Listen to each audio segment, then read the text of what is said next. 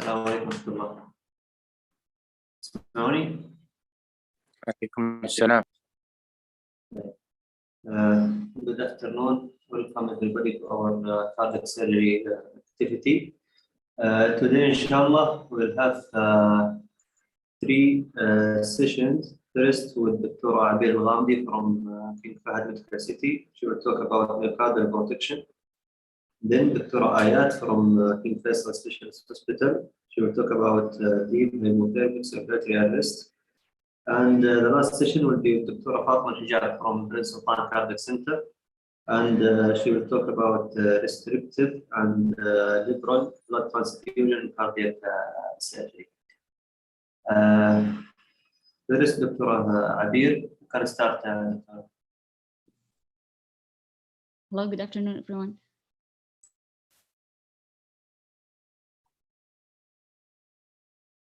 Today, my topic will be about myocardial protection.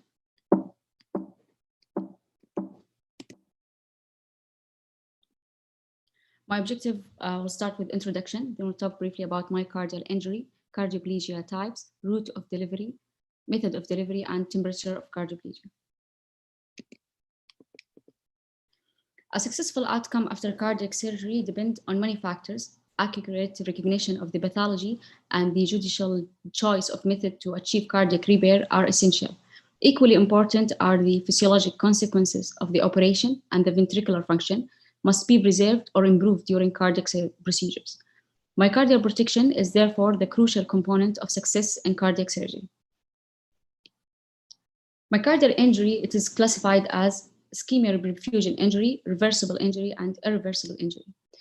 In reversible injury, it's a transit depression in cardiac performance, myocardial edema, and resolves without long-term sequelae. It manifests as stunning myocardium or hibernation. Stunning, it refers to mechanical dysfunction that persists after reperfusion in absence of myocellular damage. It's characterized by perfusion contraction mismatch. It occurs due to decrease in myofilament calcium responsiveness. Hibernation is a chronic, potentially reversible state of segmental contractile dysfunction. Hibernation is a result of perfusion contraction match. It occurs due to decrease in calcium transit at cellular level. Irreversible injury, it occurs by two morphological distant pathway, necrosis and apoptosis. It results in ECG changes, increased cardiac markers and enzyme, and lasting abnormalities in ventricular function. Ultrastructure changes include cell swelling, contraction band necrosis, calcium loading of the mitochondria, and loss of glycan granules.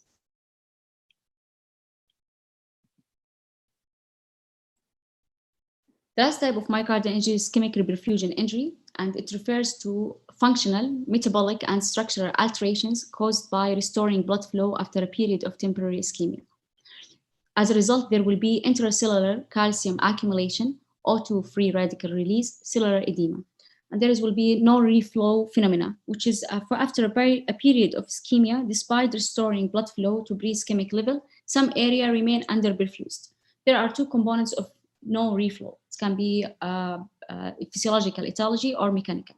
Physiological etiology when there is sustained vasoconstriction following release of endothelium, or mechanical by capillary plugging by adherent neutrophils. Myocardial protection strategies can happen by cardioplegic arrest, which will our talk today, and there will be intermittent fibrillation, off-pump technique, and deep hypothermic circulatory arrest. The ministry of myocardial protection is cardioplegia. We'll talk briefly about type of cardioplegia, route of delivery, if it's antigrade or retrograde or both of them, method of delivery, if it's continuous or intermittent, and the temperature, warm versus cold. Principal goals of cardioplegia, it's to promote diastolic arrest of the electromechanical activity of the heart. It's usually achieved by high doses of potassium. It's avoidance of substrate depletion, also sustained cooling of myocardium and flushing out unwanted toxin. It benefits and limit myocardial edema and provide buffering capacity, limit ischemia and reperfusion injury to the myocardium.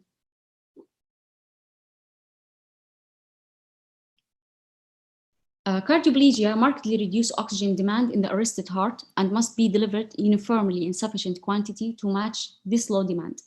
In this figure, we can see the left ventricle oxygen requirement of the beating, empty, fibrillating, and arrested heart from different varied degree, from 37 to 10. Showing in figure A, we can see that there is low oxygen demand of arrested heart. In contrast, we can see higher demand exists if electromechanical activity retains when systemic perfusate washed out the cardioplegic solution. Talk about cardioplegic type. We have crystalloid cardioplegia solution and blood cardioplegia solution. For crystalloid cardioplegia, it provides little substrate and no oxygen to the heart during the period of ischemic arrest. It functions primarily by arresting the heart at cold temperature. It can be oxygenated by bubbling oxygen through the solution, but this is not a common practice.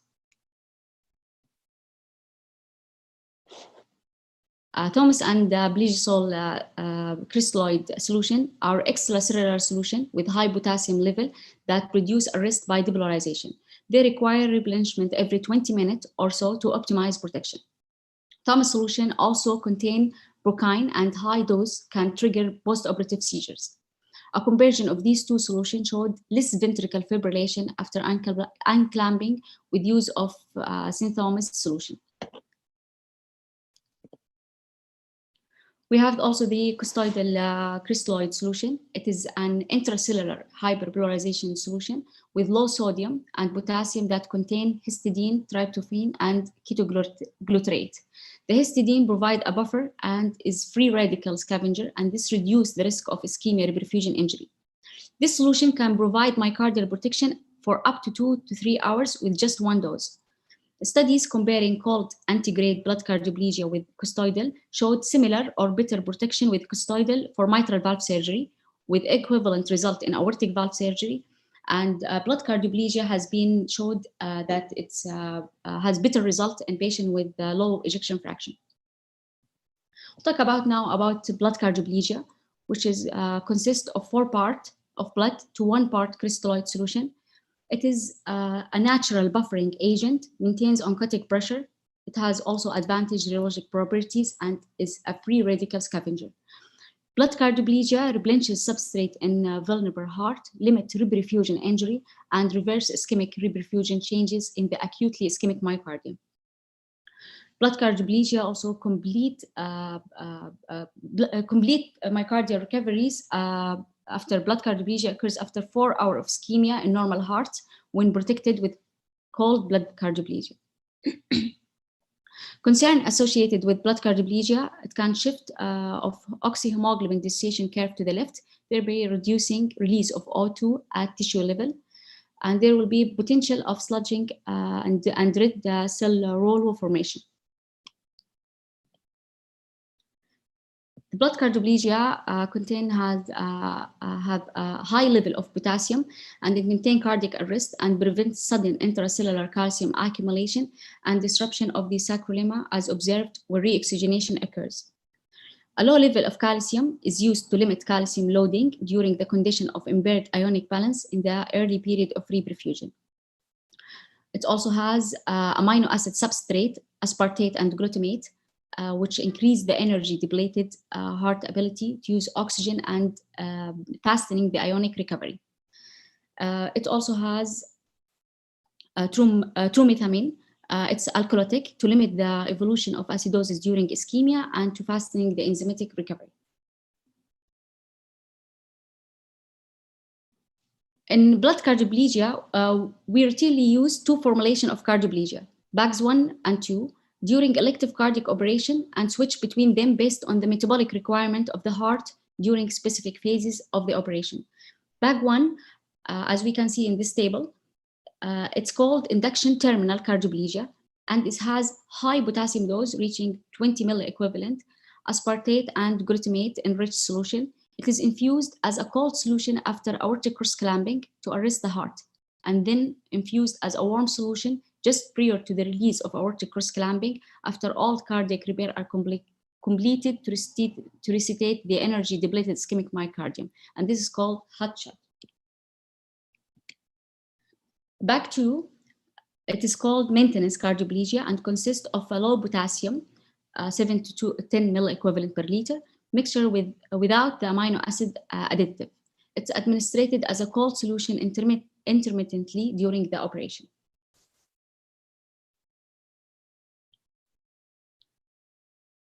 We have the Delnido cardioplegia, which is, it was originally developed for use in pediatric patient. It's used for adult patient in expanding now.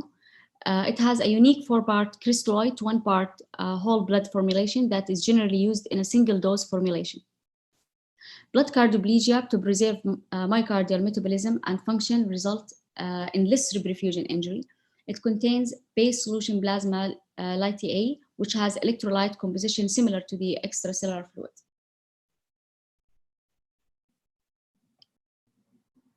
Other cardioplegia additive, Krebs cycle intermediates like aspartate and glutamate, it appears to have the most benefit in energy depleted heart. Studies evaluating use of ismalol and glucose insulin potassium given prior to cardioplegic arrest have also shown modest benefit in lowering troponin level and improving systolic function in high-risk patients. This is the Cabbage Patch trial. It was conducted in a high-risk patient who has ejection fraction less than 35% undergoing Cabbage to determine the contribution of cardioplegia composition and delivery route on morbidity and mortality of the patient. Resulted in mortality was lower, myocardial infarction was less frequent, and shock was less common in blood cardioplegia group. Also, the use of inotropes, intra-aortic balloon pump, and right ventricle dysfunction was less in patients received combined cardioplegia delivery route, which is antigrade and retrograde. We'll talk now about the route of delivery. Goal is to provide adequate and uniform distribution of cardioplegia solution to the myocardium. There's different delivery methods, are antigrade, retrograde, and combined. The antigrade cardioplegia, as we can see here, it can be delivered through aortic root, coronary ostia, or bypass conduit after the distal anastomosis is completed in Cabbage. Its advantage as it mimics the natural mechanism of coronary flow through myocardial microcirculation, and it's a simple method. Limitation of the antigrade cardioplegia, its delivery may be inadequate in situation in which coronary arterial circulation is severely diffusely diseased. Presence of aortic insufficiency limit its feasibility. If there is densely calcified ostia, it can result in dislodgement or dissection of tissue around the ostium. Also, we can deliver the cardioplegia solution through the bypass graft. Its advantage, cardioplegia is delivered to an area presumably underserved by antigrade coronary flow. Cardioplegia can be given without disruption of surgery. It gives an indication regarding runoff and patency of bypass graft. Retrograde cardioplegia, it improves subendocardial perfusion. Its advantage as it overcomes limitation of antigrade cardioplegia. It provides distribution of cardioplegia independent of coronary artery disease. Cardioplegia can be delivered without disruption of surgery. Retrograde cardioplegia can be given for de-airing of coronary arterial vasculature and aortic root. Its limitation of the retrograde catheter, as it's difficult to place, it's need transesophageal echo by anesthesiologist can be used to guide retrograde catheter placement. Although retrograde delivery of cardioplegia is excellent to the left ventricle, the septum and right ventricle are often underperfused. This problem can be solved by delivery of cardioplegia through right side vein graft or through right coronary ostium. Retrograde cardioplegia pressure should be maintained at 20 to 35. Pressure more than 50 produce myocardial edema, hemorrhage, and myocardial injury. In presence of left superior vena cava draining into the coronary sinus, there is difficulty in maintaining arrested and cold myocardium. Absolute contraindication for the retrograde cardioplegia, it's left superior vena cava and unroofed coronary sinus.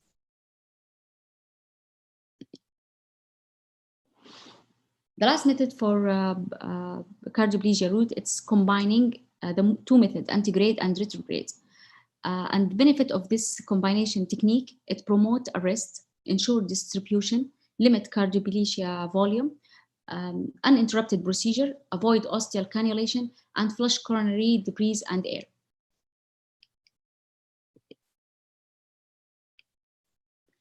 This showing the pressure at which cardioplegia is delivered in antigrade route of delivery. The first cardioplegia is given at pressure of 120, then in subsequent cardioplegia maintenance is given at 75. In the retrograde cardioplegia, it's given at 25.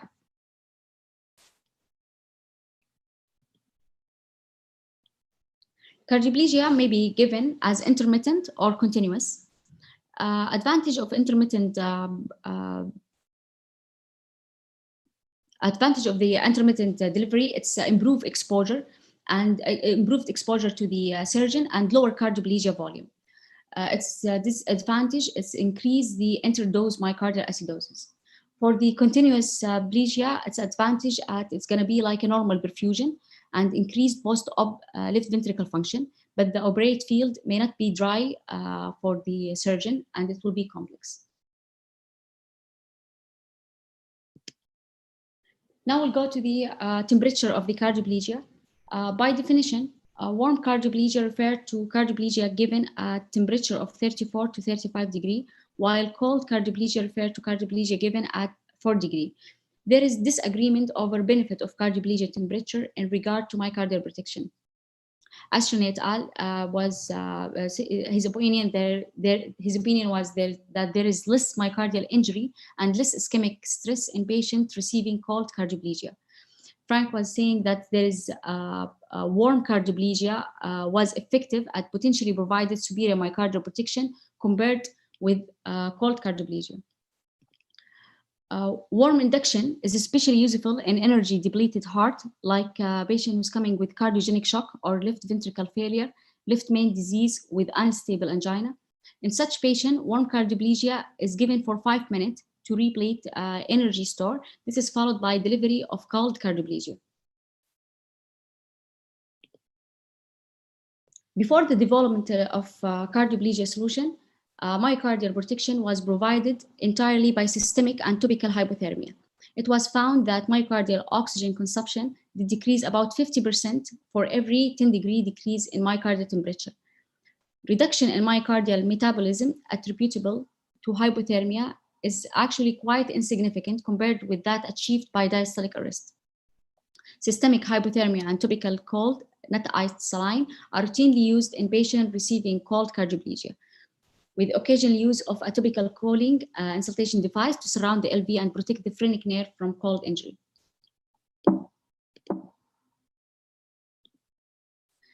Some surgeons monitor myocardial temperature with the presumption that adequate hypothermia less than 15 of the myocardium is providing satisfactory myocardial protection.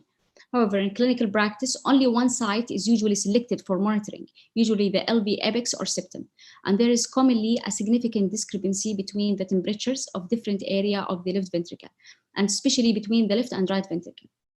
The development of significant acidosis caused by derangement in myocardial metabolism is indicative of poor protection. Use of intermittent tepid blood cardioplegia, whether at 32 degrees or 20, allows the heart to utilize more oxygen and glucose than a colder heart. It also may provide better metabolic and functional recovery than cold cardioplegia with improved long-term result. Optimizing its benefit may require administration through both antigrade and retrograde route, especially in hypertrophied hearts. Since enzymatic and cellular reparative process function better at normothermia, some surgeons use warm cardioplegia for myocardial protection with excellent result. Compared to cold cardioplegia, there may be a reduction in enzyme release and better ventricular function with comparable clinical evidence. However, because of the tendency for the heart to resume electrical activity at normothermia, this must be given continuously or with only short period of interruption to protect the heart. An ischemia time of 15 minutes between repeat administration is considered safe, and one study showed that supplementing cardioplegia with magnesium could safely extend this time to 25 minutes. Warm cardioplegia can also be used as an adjuvant to cold cardioplegia when given just after aortic cross-clamping, which is called warm induction, or just prior to removing the cross-clamp, which is the hot shot. When given plegia continuously, it can obscure the operative field. To minimize hemodilution from excessive cardioplegia administration, the mini-plegia system that simply adds potassium or other substance, magnesium, to the blood is useful. Warm cardioplegia can also be used as an adjuvant to cardioplegia when given just after aortic cross-clamp, which is the after cross-clamp, which is warm reduction, and before removing the cross-clamp, which is the hot shot. Thank you.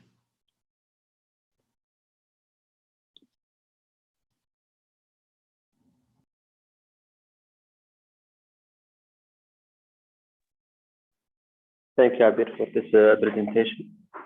Any question?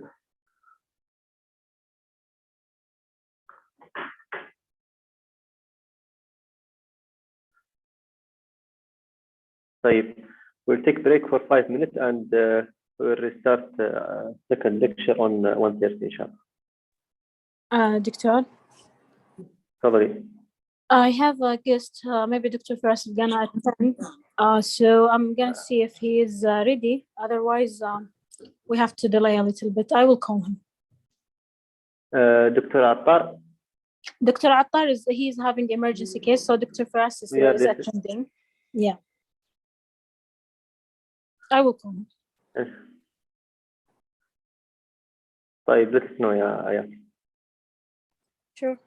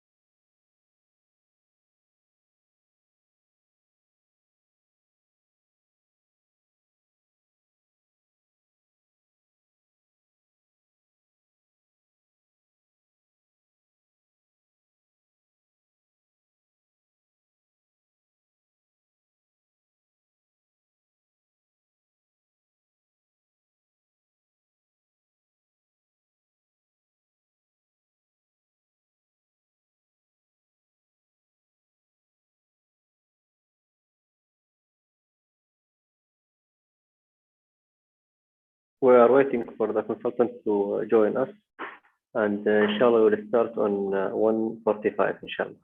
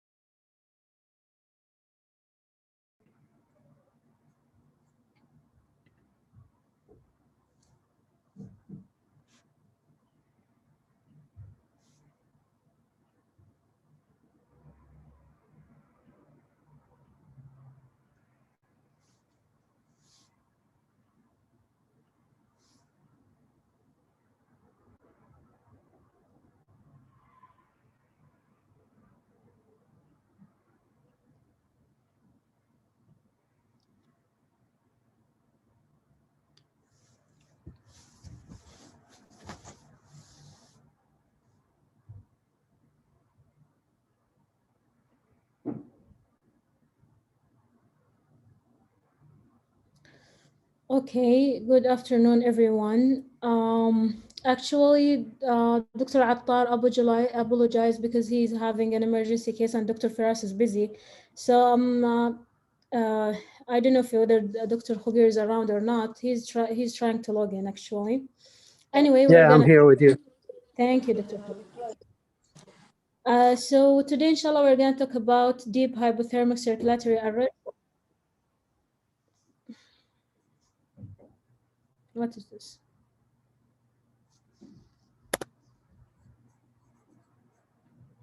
Just a second.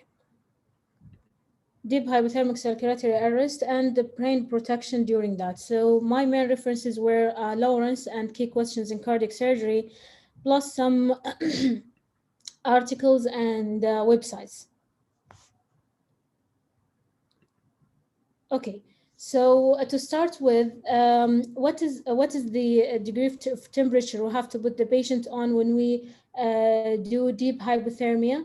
So we have this tables from Annals of Cardiothoracic Surgery. So for a profound hypothermia, it's less than 14 degree, and then deep hypothermia is 14 to 20. We have moderate 20 to 28. Mild is 28 to 34. So these are the categories of hypothermia, and then this is just to keep in mind.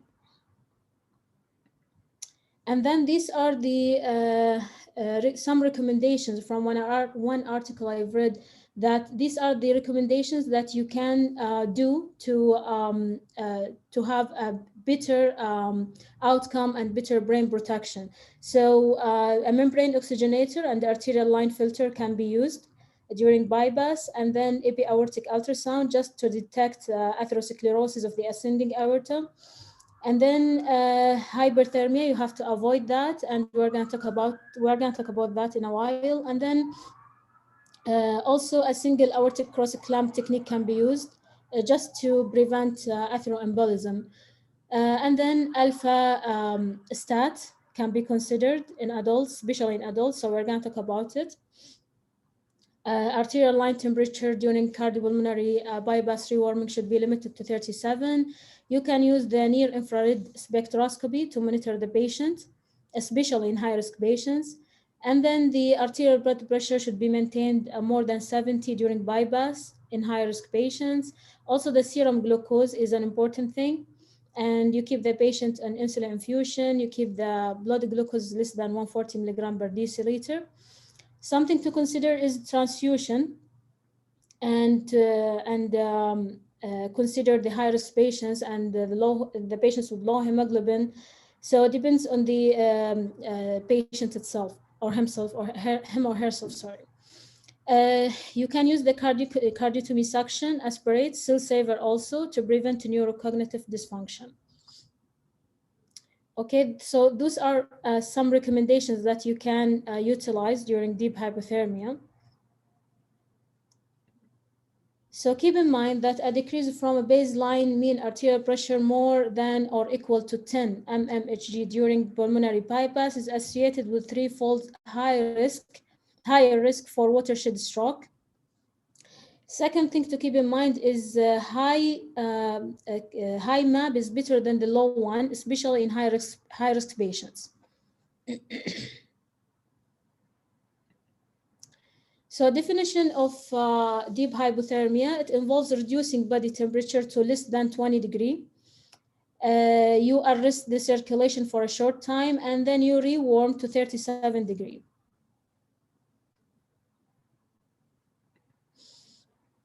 Indications are if you are working on aortic arch, if you are working on a heavily calcified aorta and you are afraid of cross-clamping and so on, for surgeries of thoracoabdominal aneurysms, and then some neurological procedures and some certain complex congenital heart diseases. And also you can use it to control and repair a source of massive bleeding that you need you need to see, so you can use the deep hypothermia. So for some complex procedure, you need a bloodless field. If you have calcified aorta, you do want to clamp. If you want to see a source of bleeding and so on. The benefits of deep hypothermic circulatory arrest: it reduces the cerebral oxygen consumption, it decreases the release of toxic neurotransmitters, and it decreases the release of reactive oxidants during ischemia and reperfusion. So this is in general. This is a graph showing the cerebral oxygen consumption and the temperature. So by decreasing the temperature, you are going to decrease also the cerebral oxygen consumption.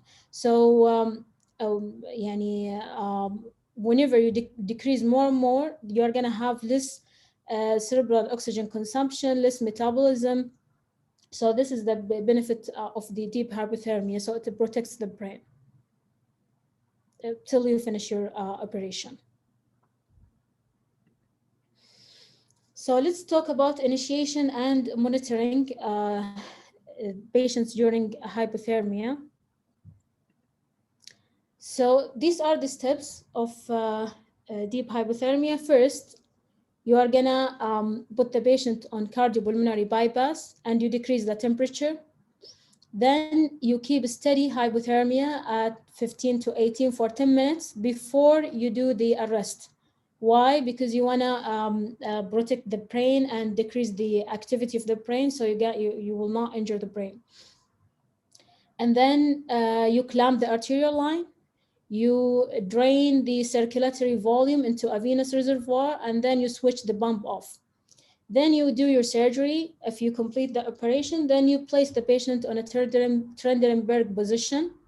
Okay, some are saying that you have to put it deep also, not only Trendelenburg, but also deep deep position.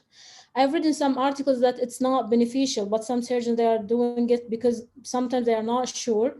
But this is what's usually we are doing, yani. And then you restart the circulation at a slow rate of 500 ml per minute in antigrade direction. You then de-air retrogradely to flush any debris, and you use your aortic vent for that. And the last thing is a period of cold reperfusion for 10 minutes.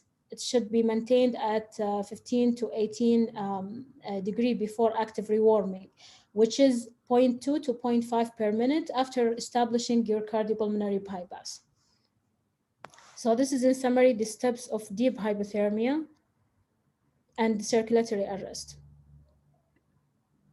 So you monitor the patient. So by esophageal, rectal, or bladder or pulmonary artery temperature to know the temperature of the body. And then you can use nasopharyngeal and tympanic temperature for the pain. How do we know that the patient is having a good hypothermia, or we reach our goal, or like this? So we cool down till first thing, it's a minimum of 30 minutes till you see EEG silence, and then till the jugular venous saturation reaches more than 95, and then a nasopharyngeal temperature of 15 or a bladder temperature of 18.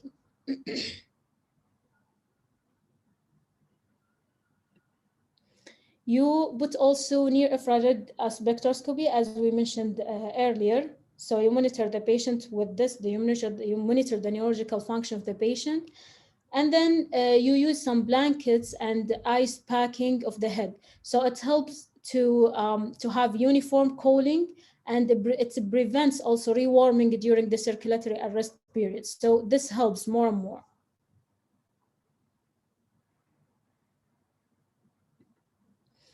For rewarming, it should be restarted with a short period of low pressure, cold blood flow. So this decreases the intracranial pressure and cerebral edema, and it improves the cerebral perfusion. So during rewarming, you avoid hyperglycemia because it induces a brain injury. It leads to acidosis that prevents return to normal cellular metabolism. You avoid hyperthermia because also it increases the risk of neuronal cell injury and worsen neurobehavioral outcomes. you maintain the hematocrit. So how much hematocrit? So the hematocrit usually is equal to the temperature you have. So for example, if the temperature is 20, then the hematocrit should be like 20. This is roughly. So when you maintain hematocrit, it decreases the events of brain injury, it increases the buffers and the free radical scavengering capacity. So this is beneficial for the patient.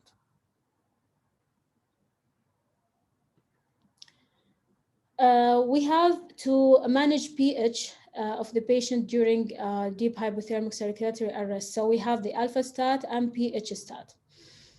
So pH stat, it maintains a normal pH at hypothermia by adding CO2 during cooling. And then the blood will be acidotic, hypercapnic when blood rewarmed at to 37. And then it's used during cooling. It enhances the cerebral perfusion by eliminating autoregulatory capacity. So the exohemoglobin dissociation curve in pH stat is gonna shift to the right side. So it decreases the affinity of the oxygen to bind to hemoglobin. So it increases the oxygen delivery to tissues. For Alphastat, it maintains normal acidemia and blood gases at temperature of 37. The pH is allowed to change as the blood temperature decreases, so it's drift, and then the blood will be more alkaline and hypocapnic, unlike the pH stat. It's used during rewarming. It reduces microemboli, and then the exohemoglobin dissociation curve is going to be to the left, and it's the opposite of the pH stat. So the affinity is going to increase here of the oxygen binding to the hemoglobin.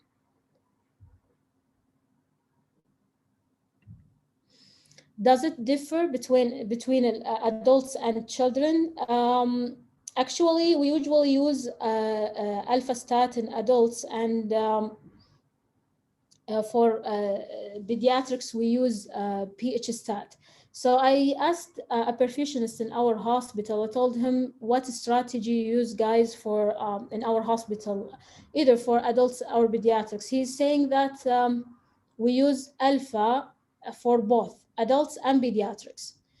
I'm not sure about that. So it depends. I'm not sure whether it depends, for example, on the center, because there was somebody saying, one of the seniors, we might use this one during cooling, we might use the other one during rewarming, so we might alternate, but the perfusionist said, no, we never alternate. So I think there is a debate about this. Because in pediatric, you know, the pH stat is better for them, and it depends on what I've read, because it's the CO2 is gonna vasodilate and increases the cerebral perfusion for pediatrics, and this is beneficial for them. If you have any comments, guys, regarding this. I have one comment. I'm working also in King Faisal Specialist Hospital, same as you, and I asked perfusionists before. I asked multiple perfusionists. Some of them told me that they always use pH stat. However, others told me that they use pH stat during cooling down and Alphastat during rewarming. Mm-hmm.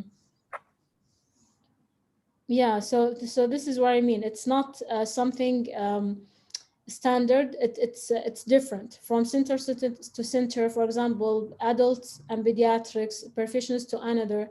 So I'm not sure about this actually. Okay, so what is thank you, Walid. What is the safe duration of deep hypothermia? So when you are in a temperature of 36, then the safe duration is 1 hour. And then, sorry, it's like minutes. So it's 1 minute and then 32 and decreases to 28, 24, 20, and 16. So at 16, it's like 45 to 60 minutes. At 20, it's 30 to 40 minutes. Okay, so this is the safe duration for circulatory arrest when you decrease the temperature.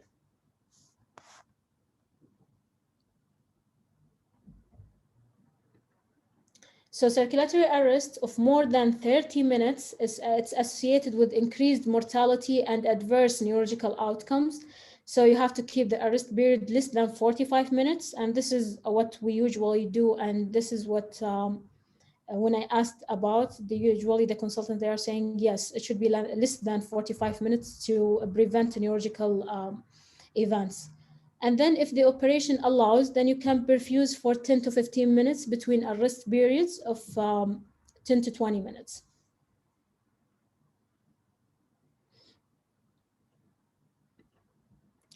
Complications of deep hypothermia, it causes coagulopathy, platelet dysfunction, systemic inflammatory response that leads to capillary leak, tissue edema, organ dysfunction, and then neurological injury, embolism, and systemic inflammatory response.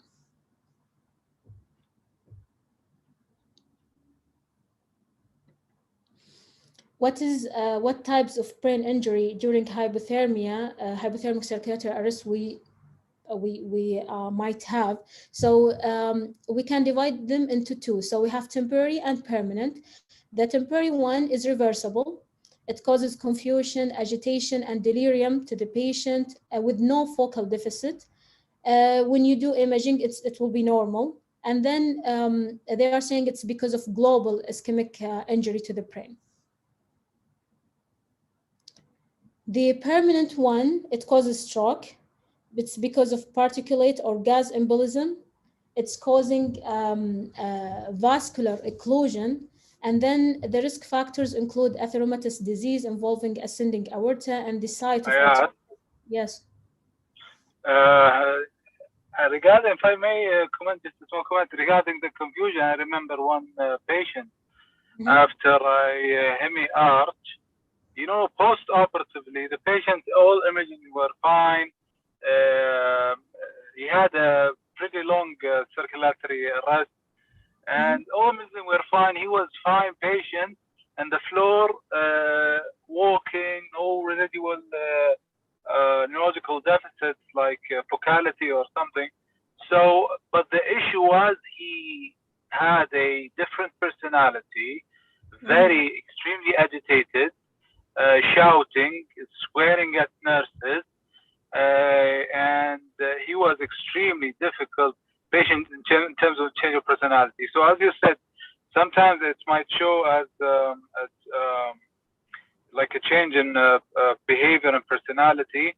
And even he was, we tried to ask for psychiatry opinion on that, and he was even refusing the some sedatives or haloperidol for those delirium events.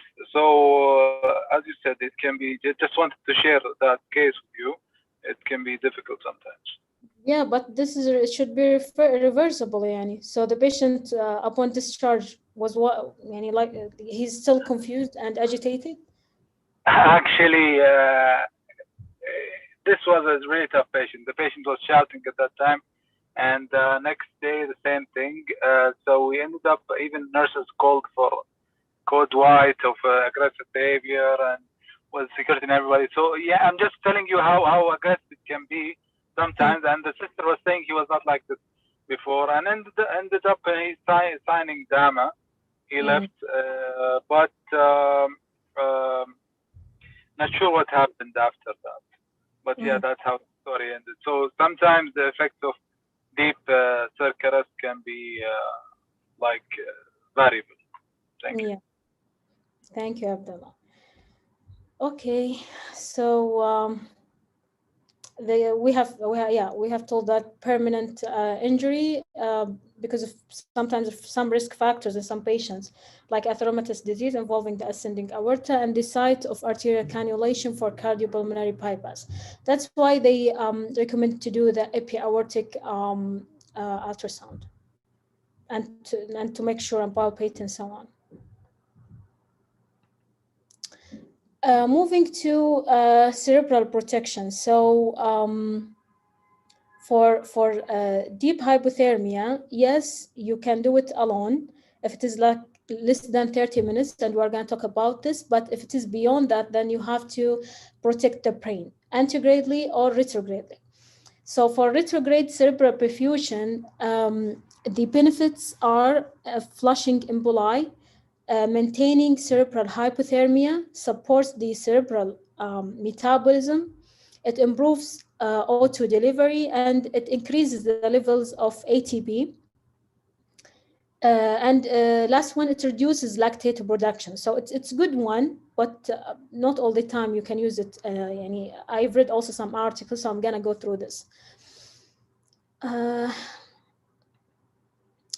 The flow will be like 300 to 500 ml per minute to maintain SVC pressure of 20 to 25 mmHg. If done properly, it will produce dark blood, means that it's extracting oxygen from the tissue.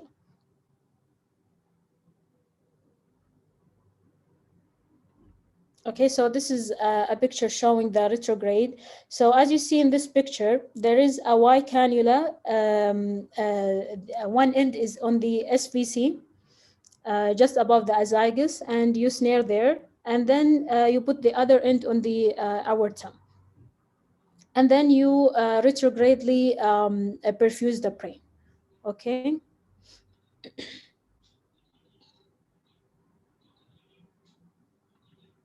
For the antigrade one, the benefits are it improves the cerebral perfusion, it improves the overall neurologic outcomes, it's superior in preventing that temporary neurological damage, it increases the risk of air or atherosclerotic emboli because it's antigrade one, and then it has higher incidence of stroke.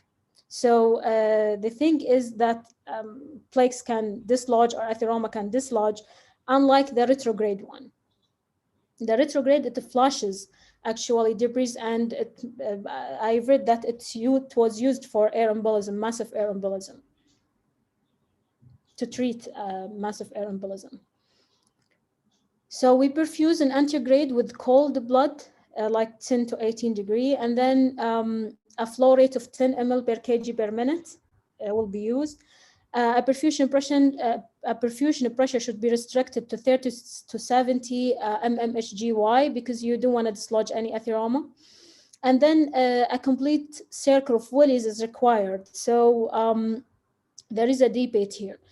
Not for we don't do a CT to assess for circle of Willis if it is there or not in all patients. So anybody has any comment regarding this? Checking circle of Willis before taking the patient for deep hypothermia and antigrade cerebral protection? Anyone of the seniors?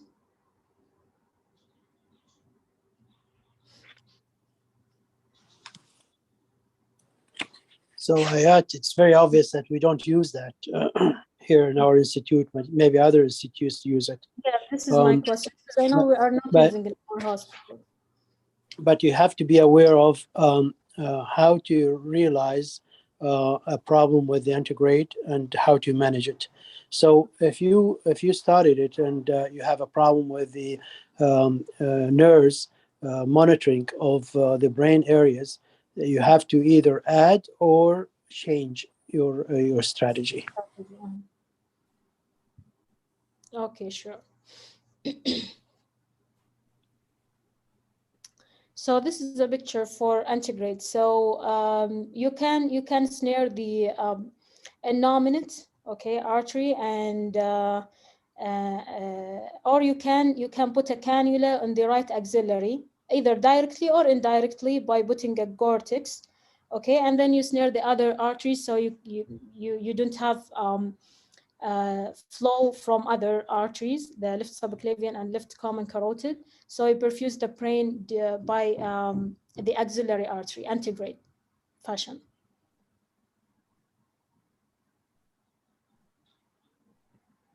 Okay, so I've read in one article that there is no difference with and without an intact circle of Willis. So I put it just for discussion because I was not convinced. So Dr. Farid, if you have any comment regarding this, please.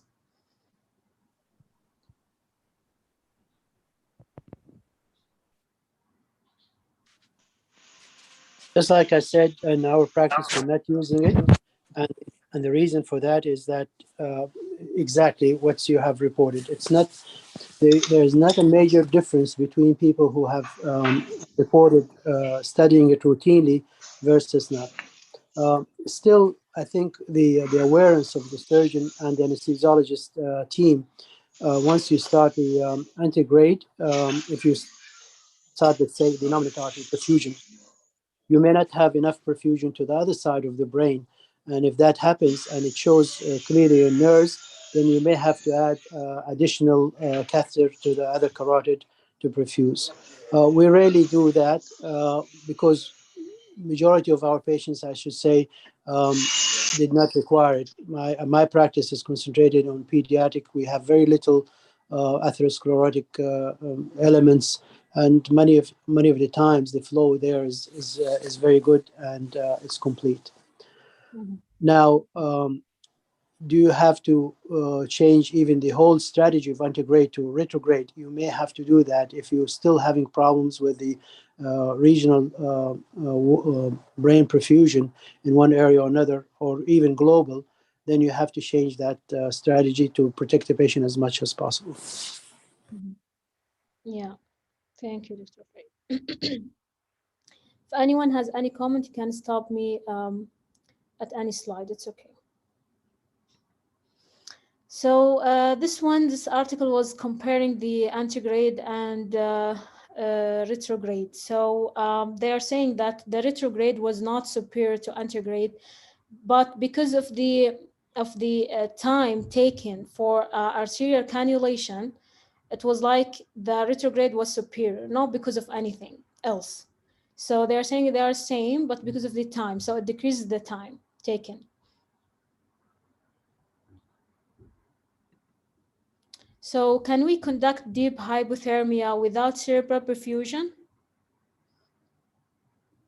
As we said earlier, so you can, yes, conduct deep hypothermic circulatory arrest without a cerebral perfusion, but you have to keep in mind that your operation should be in less than 30 minutes. Otherwise, if you exceeded 30 minutes, then you have to protect the brain.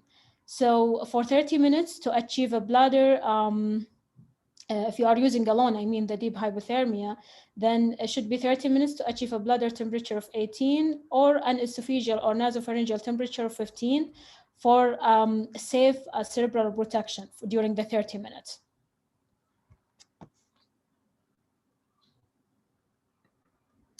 Then what about moderate hypothermia with antigrade selective cerebral perfusion?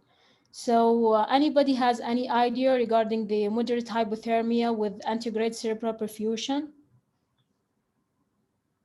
Can we do that? Can we use it? Is it beneficial more than the deep one if we are protecting the brain already?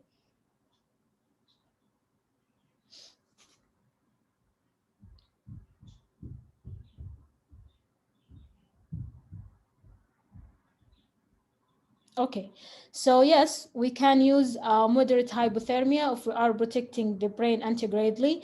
Actually, I've read some articles saying that the moderate hypothermia is better than the deep one. So I'm gonna show you this one. So moderate versus deep hypothermic circulatory arrest for elective aortic transverse hemiarch reconstruction. They are saying that moderate one with antigrade cerebral perfusion yields an excellent and equivalent outcomes to the deep one, deep hypothermic circulatory arrest one. For elective aortic hemiarch, it significantly improves the intra-op time and importantly reduces the transfusion requirement compared to the deep hypothermic circulatory arrest with retrograde cerebral perfusion strategy. The other article was the impact of deep versus moderate hypothermia on kidney function for after elective aortic hemiarch repair. So their conclusion was that compared with the deep hypothermia with retrograde cerebral perfusion, the data suggested that the moderate one with antigrade protection strategy does not appear to be associated with worse post-op renal outcome. So it might be good to do it for to protect kidneys.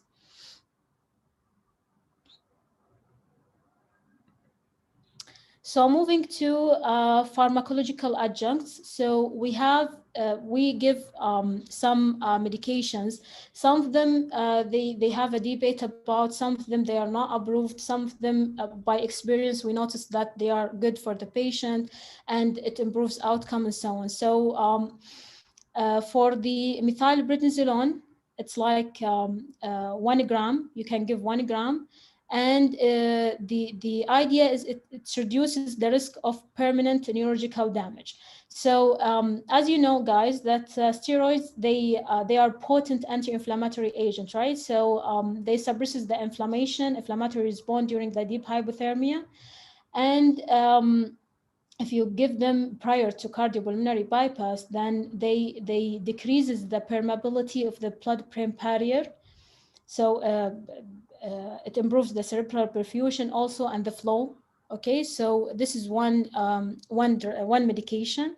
And then we have mannitol. Mannitol, you can give it like 1 milligram per kg. It decreases the cerebral edema.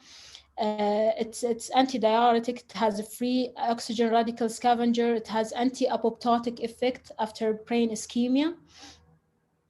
And the last one is they are barbiturates. So barbiturates like thiopental, it reduces the cerebral edema and oxygen consumption, so it protects the brain. And thank you. Any comment, any question?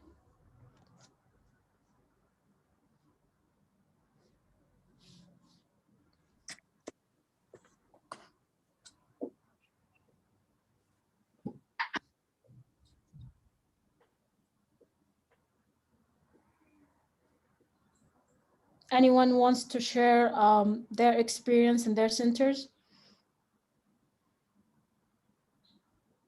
Or a case that you attended, for example?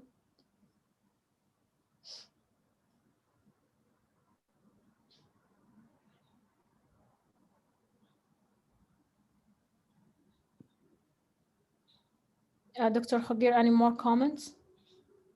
Yes, I want to ask you about the outcome. I know you have mentioned it there in your presentation.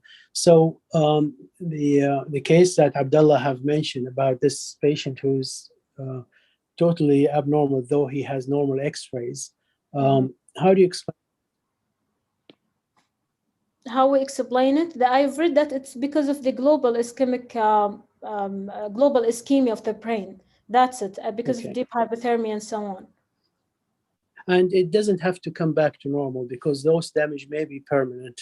It doesn't have to be temporary.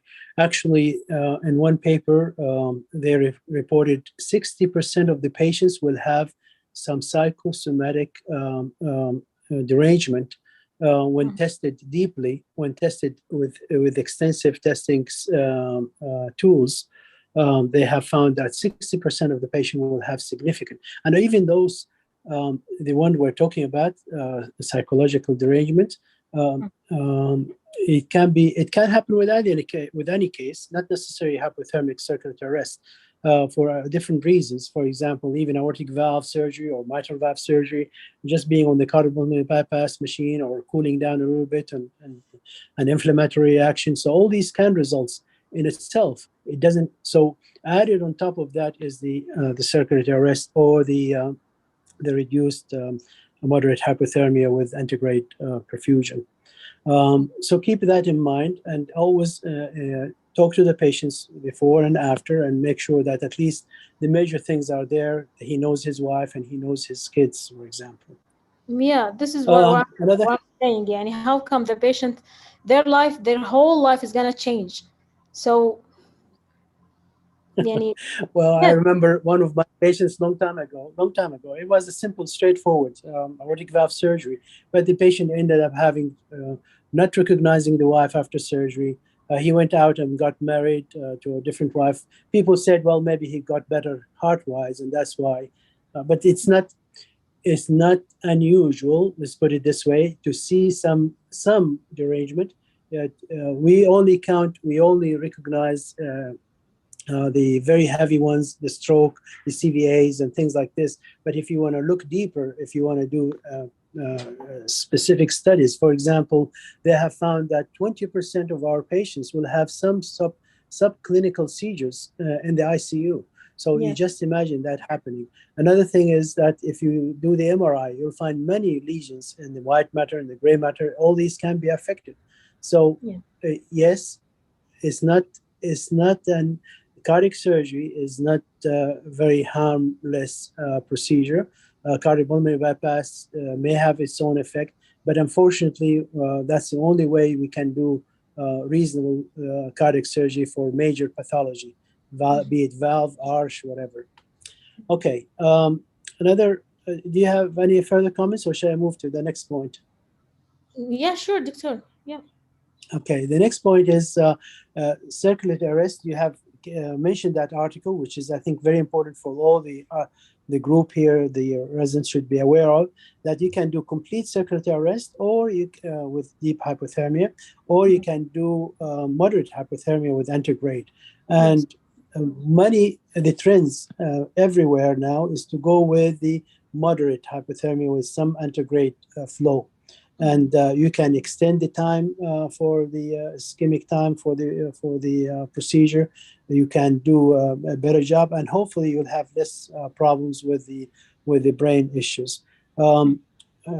Sometimes it's not doable because the procedure itself may dictate complete circulatory arrest, being the flow that's flooding the field, or some congenital heart disease that, for example, we're facing, that you really cannot proceed any further without having a clear vision of the field. Yes. So in your let's say you're going to practice today, and you're going to have to do a case with an arch reconstruction, for example, or hemi-arch procedure with Bental. Which procedure, which strategy would you use? Would you use deep hypothermic circulatory arrest, or would you use moderate hypothermia with some antigrade flow? I don't have experience with that, doctor. Actually, it was my question, but anyway, I'm gonna go with the one I'm familiar with. Okay, that's a good diplomatic question, but the answer, I mean, but the trend, just like I said, many people will go these days with the hypothermic, moderate hypothermic arrest. Another thing is for everybody to make sure that they are aware of and learn is the retrograde cardioplegia. We went for decades doing retrograde cardioplegia with very good results. So we cannot deny the benefit of that procedure. And you have to be aware of how to do it and when to do it. And sometimes you may be just faced to do some of those cases. Some of it, for example, that a dissection that involves the innominate artery or the carotid, for example, then you're really faced with a situation where you cannot push any further blood antigrade, and you have to fix that first. And in the meantime, you can protect the brain by doing the retrograde. Yeah. What's the best? You mentioned 4 or 5 temperature monitoring for the patients going for circulatory arrest. Which is the best monitor for the patients? For the temperature? Yes. I think it's the bladder. It's the most accurate one, but we are not using the bladder. Do you have any evidence for that? I've read it somewhere, actually. I'm not sure where. All right, but you're right. There, even if we don't use it, it still is the best because it reflects really it's very correlating very much with the brain. Now, the animal study on that where they actually have brain probe temperatures, which we don't use, of course, in humans, but you can have that correlating that to rectal temperature, which may be misleading because if it's close to the mucosa, then it will actually reflect the circulating blood. If it's in the deep part of the stool, it may not be really very reflective. Though some people say that it is the best area to reflect the deep part of the brain. But anyway, the esophageal is also very much affected with the circulation, especially with when the heart is being cooled or warmed, and the blood, the circulating blood in the near the heart is either warm or cold. The nasopharyngeal may be also misleading. So the tympanic one is the second closest one to the brain. And it gives you a very good reflection of that. The other thing is, what's the next? What's the best monitoring for brain function? If you want to evaluate all the brain functions monitors that we started with in the history of circulatory arrest until today, which is the best one? I mentioned the nurse, but actually there is something in Lawrence called something with Doppler, but I forget the full name. Transcranial. Yes. So you can use the Doppler. You can use the NIRS, which is the infrared spectroscopy. Near infrared spectroscopy. And both of these, though, are very good, but they are not the best. The best, which is not clinically used nowadays, is when you have the EEG monitor showing complete complete electrical silence. We don't use that anymore. It's cumbersome. We used to bring those people. The technician comes into the room and put the wire, the cables on the patients, and then we monitor it and we wait until actually complete silence is achieved, and then we start the procedure. But from experience, we have found that you can achieve similar numbers just by looking at the temperature, and most of the time you'll be accurate, but it's not as good as the complete electrical silence. Now, with the advent of the antigrade and moderate hypothermia, that's even not necessary to do that, as long as you maintain some sort of perfusion to the brain. The last point, which is very important, I think, related to the topic, is the axis. What axis do you achieve, or what axis would you use to perfuse the patients? And in particular, I'm talking about the arterial axis. So you have to be aware of all the different strategies and different axes that you use in those patients. Different scenarios may dictate different axes as well. In case of emergency, for example, where you're worried about the dissection of the arch or the ascending aorta and arch involved, and you have to cannulate elsewhere.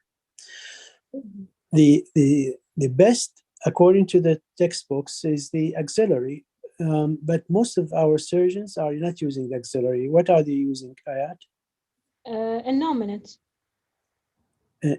In cases of emergency, where there's let's say, so it's not really, it's not. I'm gonna use the retrograde, yani. I'm not gonna use the antigrade, maybe. So no, what I meant is which area of the arterial tree would you cannulate? Many people would cannulate with the femoral, though the best have been shown to be the axillary artery.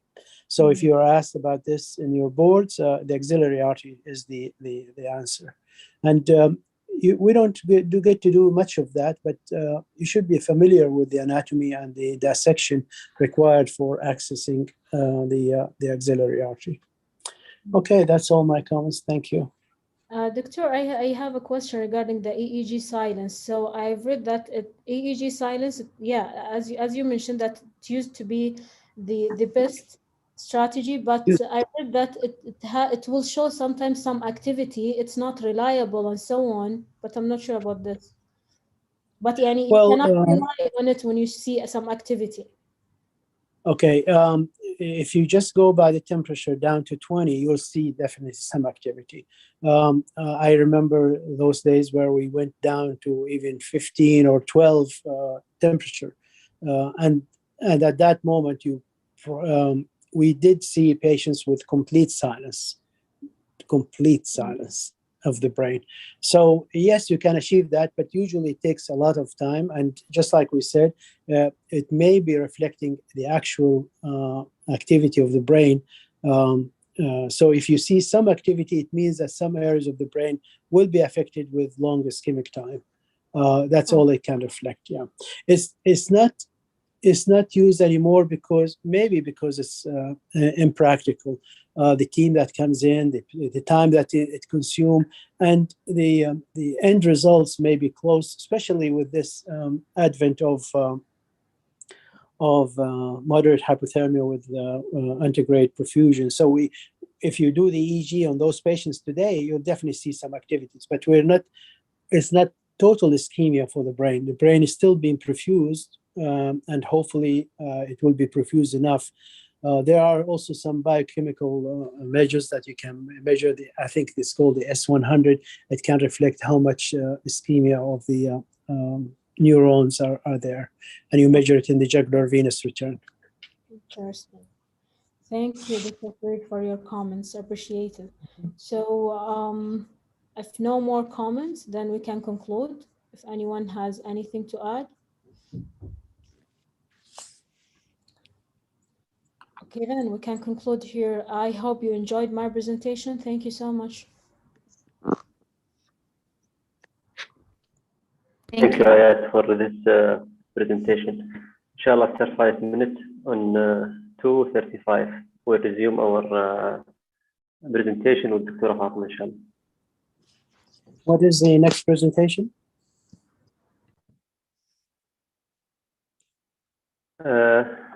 The topic is Journal Club, Dr. Fatima, about liberal and restrictive blood transfusion.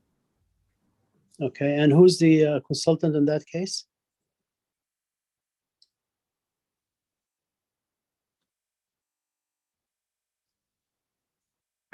If you don't have anybody, and if you need somebody, just give me a call, please.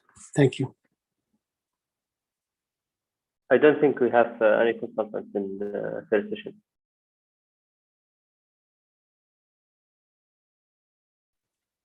I don't mind sticking around. Okay, thank you.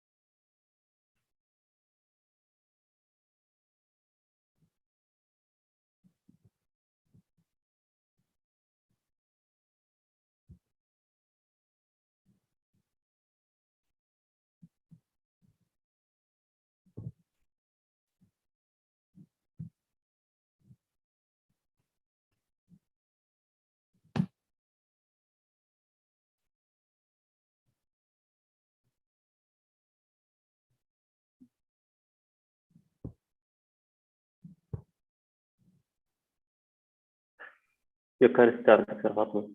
Okay. Hello, everyone. This is Fatma, Arterial from PhD. So today I'm going to talk about restrictive or liberal red cell transfusion for cardiac surgery. The trial has been published by the New England Journal of Medicine in November 2017. So as an introduction, the avoidance of unnecessary blood transfusion is a high priority. Therefore, determining safe thresholds for transfusion is imperative.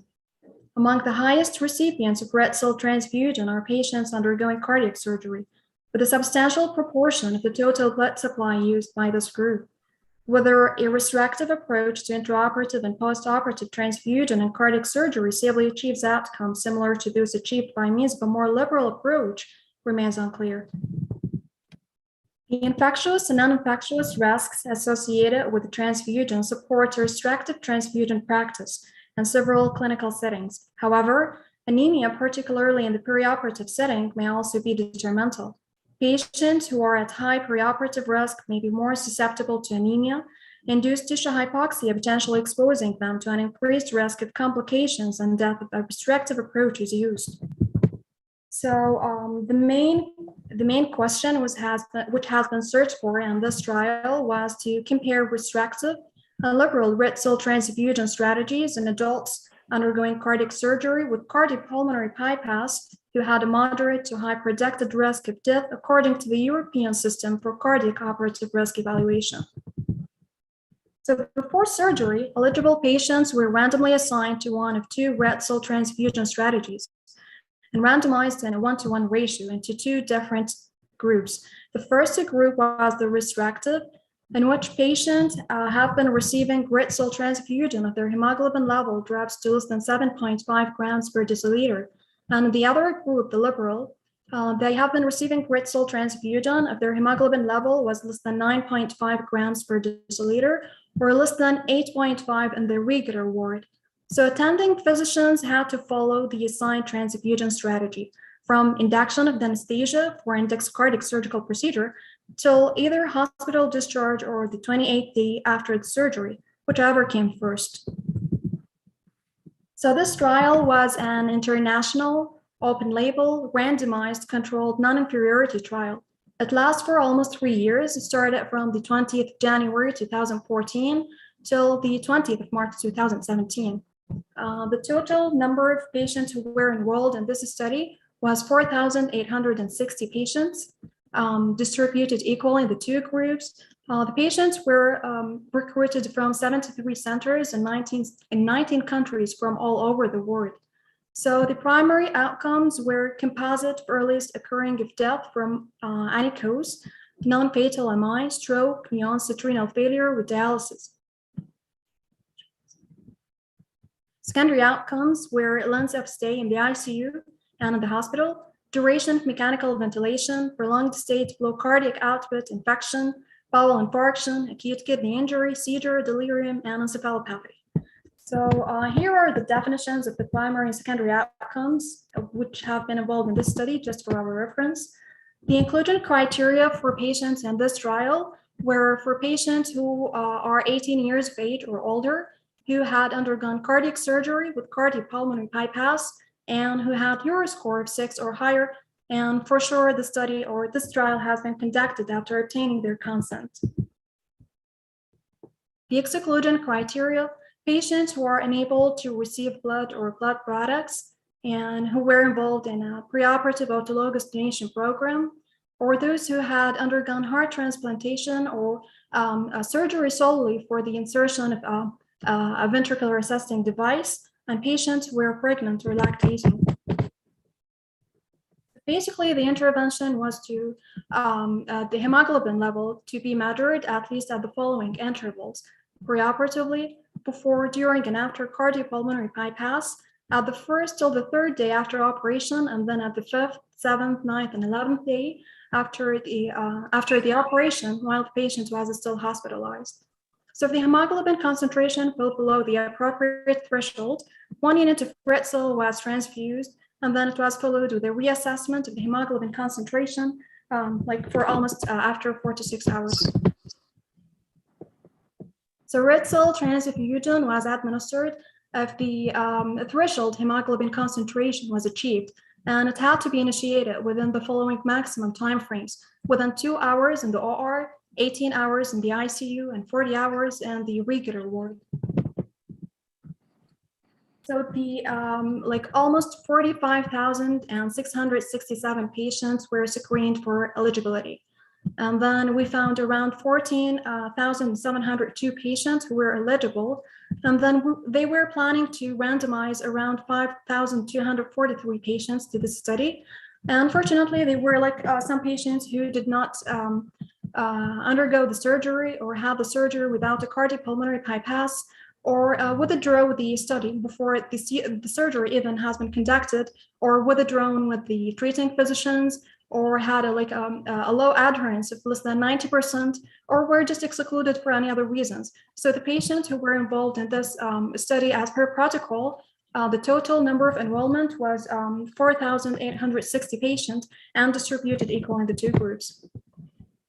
So basically, the patients and the two groups, the restrictive and the liberal threshold groups, have similar baseline characteristics. They had a mean hemoglobin concentration level before operation of almost 13.2 grams per deciliter. And then the hemoglobin level was dropped intraoperatively to almost 8.7 in the two groups. And then post-operatively, starting or counting from the first day till the 28th day, if the patient is still not discharged in the ICU, there was a difference between the two groups, the liberal and the restrictive, of almost around 1 gram per deciliter. So after randomization, the percentage of patients who have been receiving blood transfusion in the restrictive threshold group was 52.3%, as compared to 72.6% in patients in the liberal threshold group, with an odds ratio of 0.41 and confidence interval 0.37 to 0.47.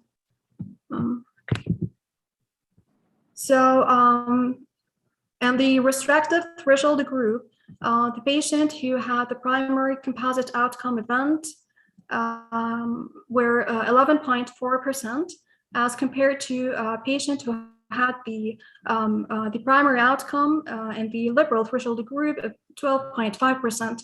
Again, here we have an odds ratio of 0.9% and a confidence interval of 0.76 to 1.07, which is statistically not significant.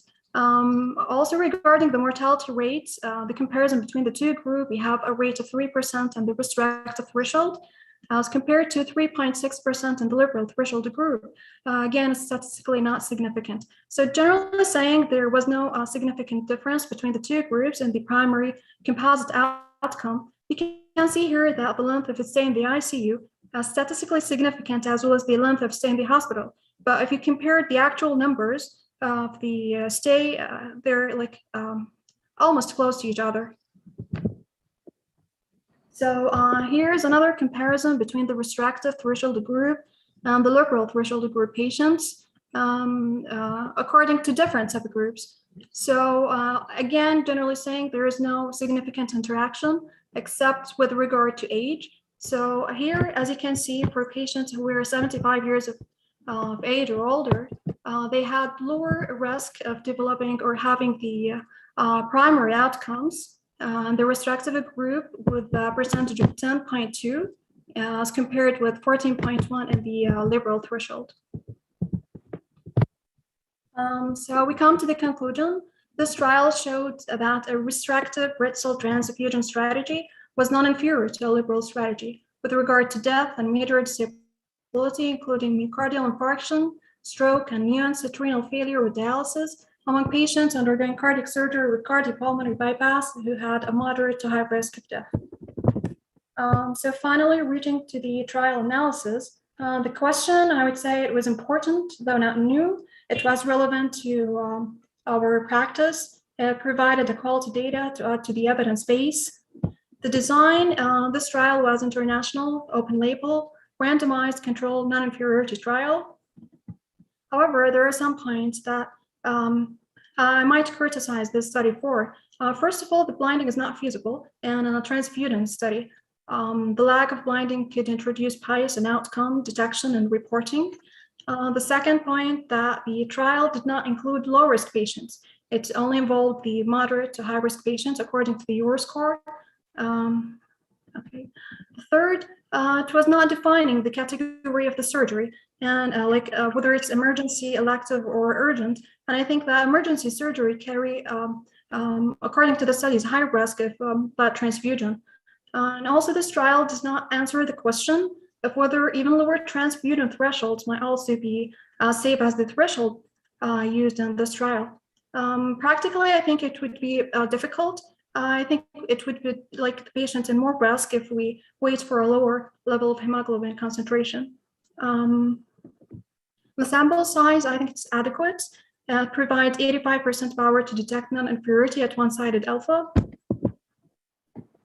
The conclusion, the primary endpoint was supported by the data, which has been achieved at the end of the study. The findings were also consistent with those observed in other fields of medicine, like in other non-cardiac surgery trials. However, there was a trial, the transfusion indication threshold reduction, which showed that the mortality at 90 days was higher with restrictive post-operative transfusion threshold. But at minimum, it highlights that a restrictive transfusion strategy appears to be safe in elderly patients, as we saw with the difference of patients with who were 75 years of age or older. I think this study is highly applicable. However, I think it would create more potential change if we have done some adding the points that we criticize in the study design. Thank you.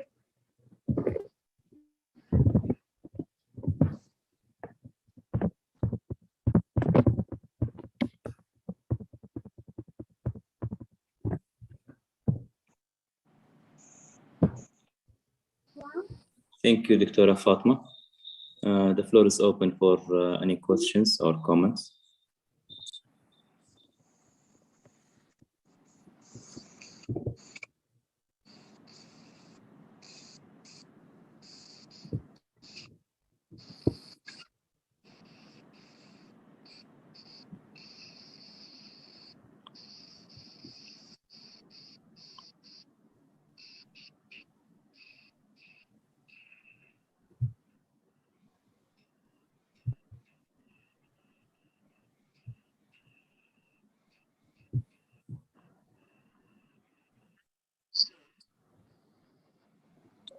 It appears that there is no questions or further comments.